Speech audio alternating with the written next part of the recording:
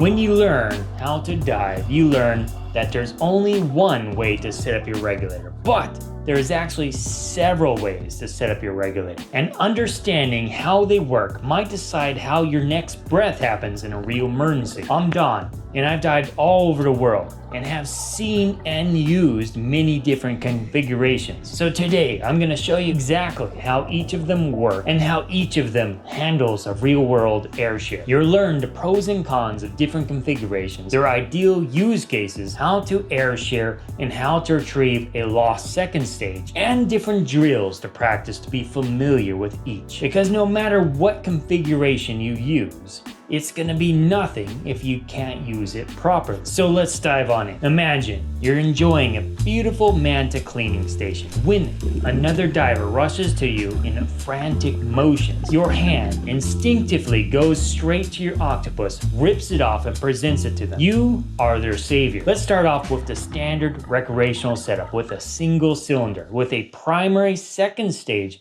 on a short hose and an alternate second stage clipped to within the golden triangle. The golden triangle is the space between your chin and your lower rib cage where the alternate is visible and easy to grab. The standard, no matter what hose routing you use, is to have your backup second stage, often called the octo, in this triangle. Always. The typical hose length for a standard recreational setup is 28 to 32 inches or 70 to 82 centimeters for the primary second stage. For the octo, it's more about 36 to 40 inches or 90 to 102 centimeters. You also carry a submersible pressure gauge or SPG on the high pressure hose and a low pressure inflator hose for your BCD on your left side. Sometimes you'll also have a dry suit low pressure hose also from the left side as well, if you're using a dry suit, that is. New divers learn this configuration first because it is simple, consistent, and rental friendly in almost every destination. There's nothing strictly wrong with it and it's easier to manage. It's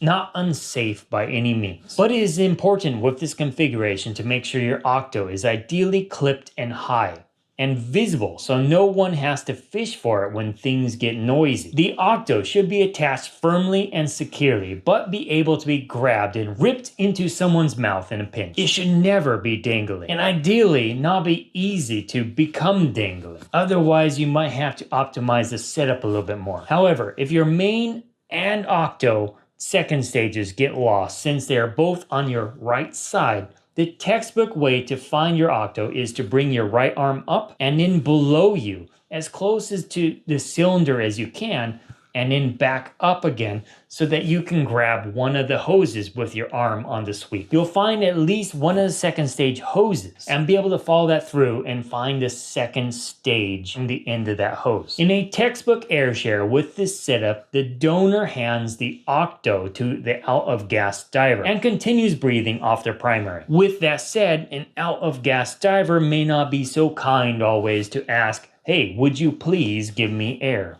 Just one moment, there, bam. They might just grab the thing right out of your mouth. In such a case, you will have to grab your own octo and use it. But if the diver is not in a full panic, it works well because a diver is trained to look in this triangle for your octo and ideally grabs that in a predictable manner, even if the supplying diver isn't paying attention. The weakness appears when stress spikes and instincts take over. A panicked diver commonly grabs the regulator they see you using, which is primarily in your mouth. If that happens, you must immediately switch to your alternate, as I mentioned, and re-establish control and calm the situation down. And it's important to try and look them in the eyes to calm them. You might even take your hand and say, "Stop, calm, breathe," look them in the eyes and give them a moment to breathe the air and calm down before you can start getting situated and do anything else. The hoses on the standard recreational setup are fairly short though,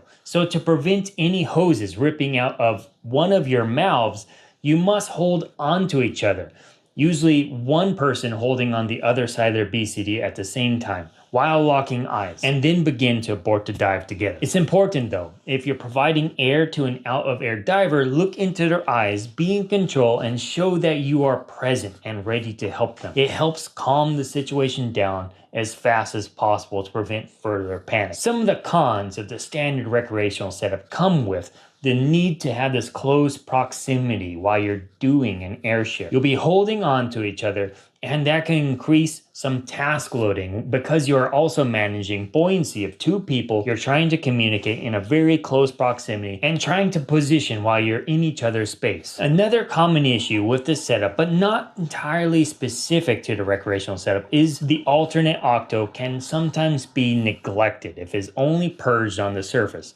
and never breathed underwater. It's important to keep on top of it when going through the pre-dive safety checks. You can even use it as your primary octo on some dives to get it some use and see how it's working. So we pointed out some cons, but where does this configuration shine? It works well for rental gear and travel. Most divers are familiar with it. It's easy to travel with and manage, and does well in non-overhead environments. However, I do have to say it may not do well against panic divers, as they must get quite close to you on a short hose.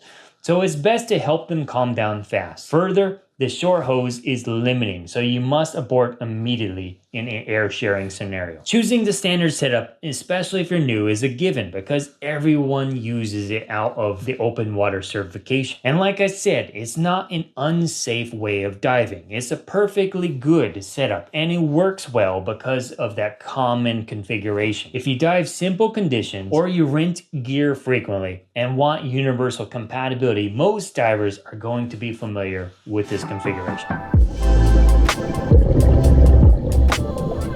Imagine this scenario where you're a single file through a narrow passage and your buddy starts to signal, "I'm out of air." You donate the regulator straight out of your mouth from a distance while switching to your backup octo on your neck, and the path stays clear for both of you to exit smoothly. This is the long hose configuration, and as the name says, the primary is on a long 7-foot or 2.1 meter hose and puts your backup octo on a bungee necklace that is a breakaway. So if someone were to grab your necklace, it can break away. And that will be under your chin with a super short hose that covers the gap from your first stage to your neckline. So it's important to know that if someone does grab that off your neck, they're not going to go very far. They're basically going to be kissing you in the face. You can probably just donate your second stage into their mouth and then take your octo back. This setup is less common in the recreational diving world, but I have seen it growing, and I personally use it in most of my diving. It's not superior or inferior. It's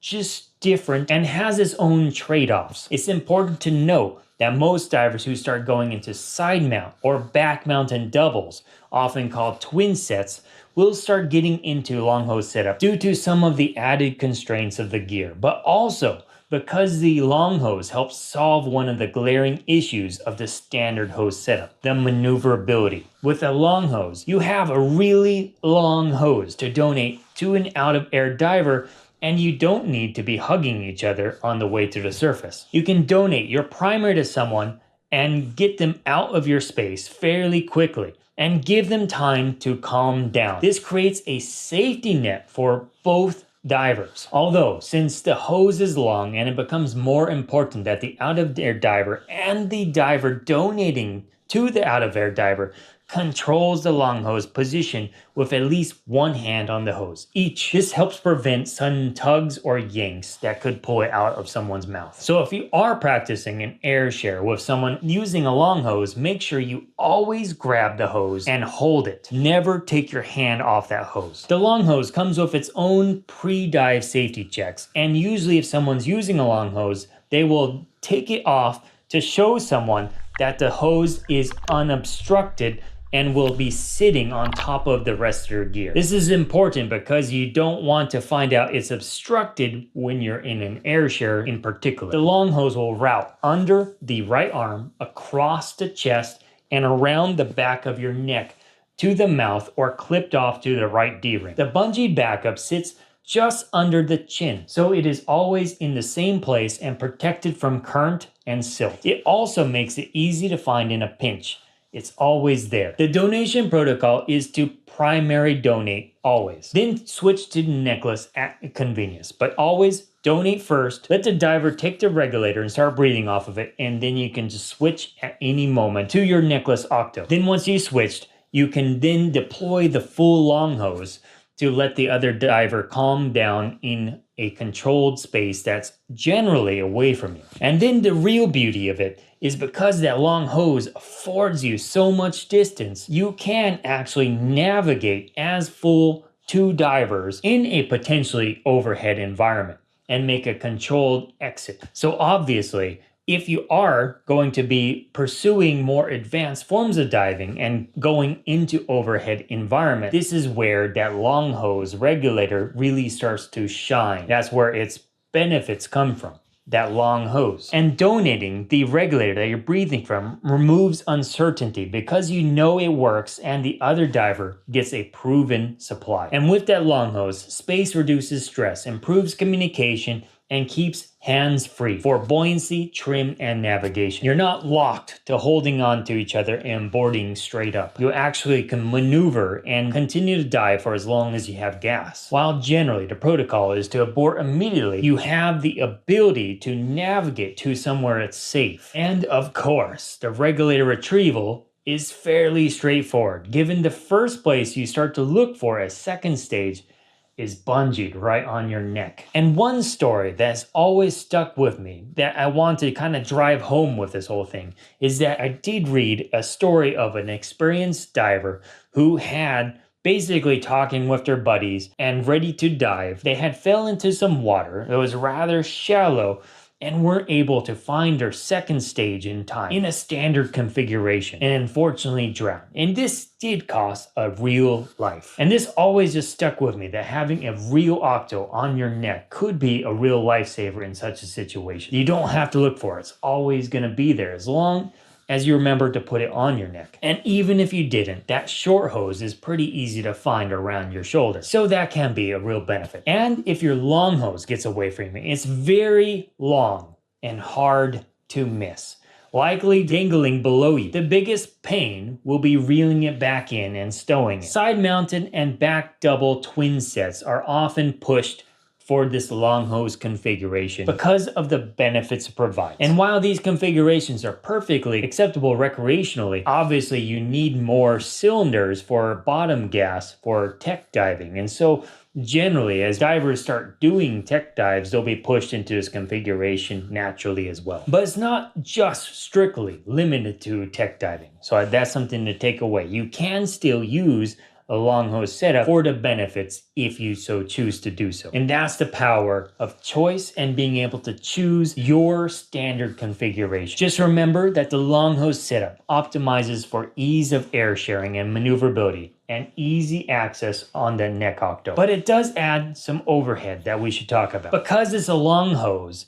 it means that your second stage can be a little slippery, especially on boat dives, where boat operators may not be super familiar with it, or if the seas are a little rough, you can imagine that potentially that second stage, if you're not stowing it properly, could get to where it shouldn't be and potentially smashed by someone's cylinder. Also, from experience, on a trip to Galapagos where I was using the long hose setup, I will say when the seas are rough and you have to take off your gear before getting into the boat, I will say the long hose configuration takes a little bit more time to stow than the standard configuration. So that's worth considering, that if you are going to be in a dinghy in rough seas, that is not always ideal at the surface. But it all just takes a little bit of practice, getting used to the long hose configuration and handling the long hose well. It comes with some disadvantages, and that's why I can't say it's the best. It has pros and cons, and you're going to have to decide which configuration is best for you. But even with that said, I want you to know all these configurations because you'll understand the pros and cons and why your buddy might be using. And of course, air sharing takes a little bit of practice too, because it is a long hose and there's a little bit more nuance to it that you have to keep your hand on the hose and donate in a very specific way. Practice makes perfect here. And as mentioned, there is that pre-dive safety check that includes running the long hose out and re-stowing it so you know it deploys without snags. You also need to make sure that the long hose remains easy to unstow in a pinch, which means you have to make sure it's on outside and not entangled with other gear. And just like the standard regulator configuration, you should breathe off of both regulators during your pre-dive safety check, ideally in water, to confirm that they breathe smooth in and out several times. Ultimately, if your dives are shallow, calm, and simple and have no overhead, the standard setup may be enough for your goals. Generally, what is nice is obviously if you invest into a long hose, you can treat the long hose as a tool in your tool belt for regulator configuration. Before you go diving, you can ask yourself what configuration is optimal and set up the hose configuration accordingly. What's cool is your first stage is highly configurable and you can, as long as you have all the hoses for it, swap them in and out. Now I will say, over time, I used to think, oh, I can just reconfigure my first stage whenever I want. It does get a little old when you're constantly switching back and forth, so you might eventually buy one standard and one for long hose, as I do. But if you're diligent, you can just swap the hoses in and out every single time that you want to optimize for the situation. It definitely has clear advantages of space between divers during an air share, which creates maneuverability. A necklace octo that is quick to find in a pinch, and debatably faster donation speeds to an out-of-air diver. But just to reiterate, on the other end, it takes more practice to get used to. It's a little bit less standard. It adds a bit more process showing that long hose in the pre-dive safety check and making sure you stow it properly on the post-dive. And in general, it can be a tiny bit more cumbersome. But remember, divers using side mounts or back doubles will naturally use this. And it can also be used for single cylinders too. It tends to be favored for technical and cave divers, and there is a good reason for that. However, outside of overhead environments, the standard setup still is valuable. So what's important is that all of these configurations are just tools in your tool belt. You don't need to pick one. You can optimize for the situation you'll be diving. If you're enjoying this video, now is a great time to like and subscribe. I post weekly content to help divers grow their skills, build confidence, and explore the ocean with curiosity and care. And if you're interested in being caught up with the latest and greatest scuba diving news, I have a monthly newsletter that's free, and all you have to do is sign up for it in the description below. Imagine this, at 20 meter or 66 feet, your buddy needs air and you donate your primary, just like the long hose. But then, instead of switching to your octo, you actually switch to your inflator hose, which has a second stage on it. And you control the buoyancy while breathing off of your second stage during a calm ascent. This is the integrated alternate inflator regulator approach, or often called Air 2 style device. And it trades an extra hose that you would need for the octo for streamlining simplicity and travel convenience. More and more divers are opting to go with this configuration, so it's important to be aware of. With an integrated alternate octo, you donate your primary right out of your mouth every time and then breathe from your inflator regulator. Now what's important here is that the inflator is also still your BCD inflator. So it's very important to practice this procedure on the fly during your dives so that when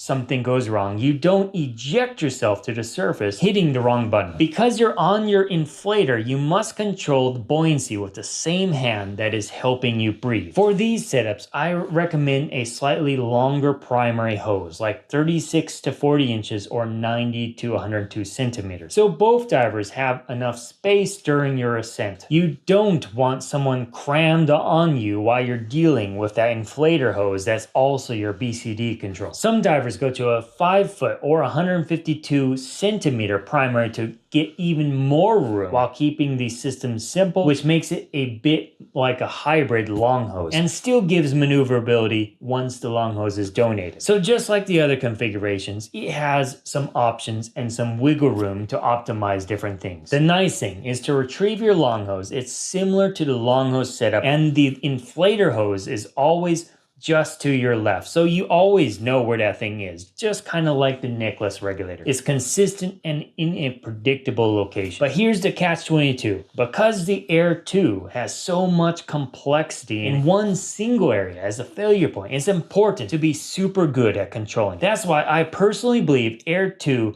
is not for newer divers, but should be exclusive to experienced divers who have used other setups and want to optimize for certain things. You want to have your buoyancy control and your skills locked down and have practiced with the Air 2 plenty to have the confidence and control when you hit a real air share situation. To keep relevant and familiar, divers should practice a 1 minute neutral hover while breathing from the inflator and tapping inflate and deflate to prove control and comfort often. The integrated alternate air excels for travel, streamlining, and minimization, and uncomplicated profiles with lower entanglement risk. However, because of its complexity, the area can be more prone to failure. It's a lot of stuff going on in one small space, and a more complex system is, in general, more risky. And divers under stress may find it harder to use. And given it has controls to your buoyancy and is your gas regulator, it's compacted all in one small space. It demands more practice and experience to use safely. Choose an integrated alternate if you value minimal hoses, are an experienced diver with other configurations, and yearn for a more compact kit. And of course, you're willing to practice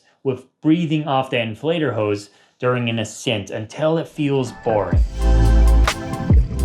Now, let's look at a setup that's going to build off that long hose setup we introduced earlier. This is the side mount, or perhaps more specifically, a cylinder that is side mounted. Because back mounted twin sets are going to behave just like a single cylinder when it comes to the long hose setup. I mean, there's definitely more complexity in the back in terms of valves going on, but beyond that, the long hose basically functions the same. But with side mount, it gets a little bit more tricky. And side mounted divers, or CCR divers, will generally side mount cylinders on their legs. These leg mounted cylinders will have a full regulator on them that operate independently. My main goal here is just to introduce and build off that long hose setup I mentioned earlier so that you can recognize how side mounting cylinders works and recognize the various setups of others, and it will make us safer divers together. Side mounted cylinders off the legs are generally used for divers as their bottom gas, either a main or a bailout gas, but it's usually bottom gas. And by bottom gas, I mean gas that they're generally going to be breathing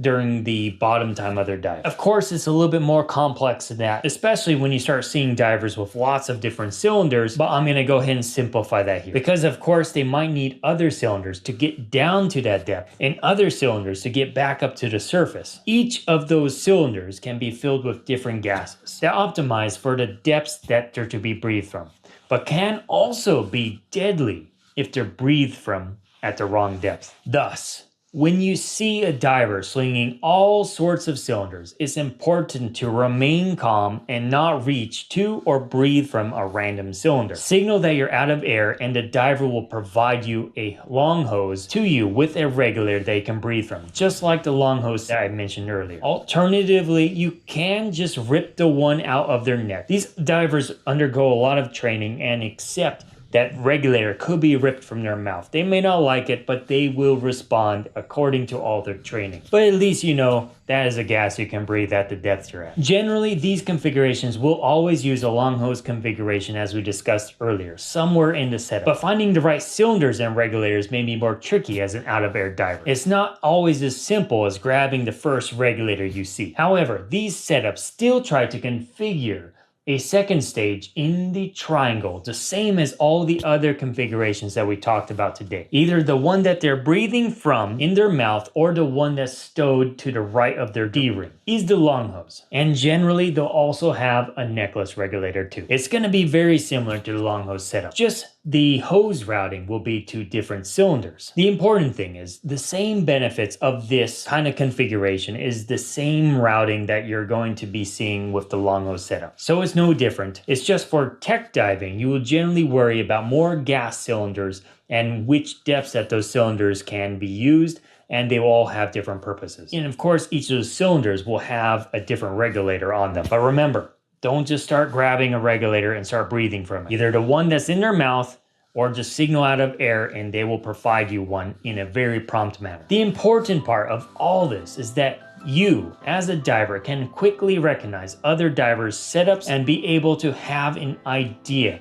how it works and why it's used. But nothing here is inherently superior, and different configurations can have some strong and some weak points. And whether you want to optimize for travel and minimization, safer diving in overhead environments, or stick with the standard and most recognized setup, the single most important piece is that you know your configuration well. And when the time comes to air share or find your regulator, you can do it just like all the times you practiced before. The best setup is the one that you're most comfortable with and confident in. So practice and be familiar. And should you be the diver needing air, know exactly the right places to get it from the other divers' configurations. So if you're looking for some drills that can help build that muscle so that emergencies feel calm, then check out this video next. Also, if you're interested in learn more about regulators with some overlap with hose configurations, check out this video next. The more you know, the more you'll love and protect the ocean. Until next time.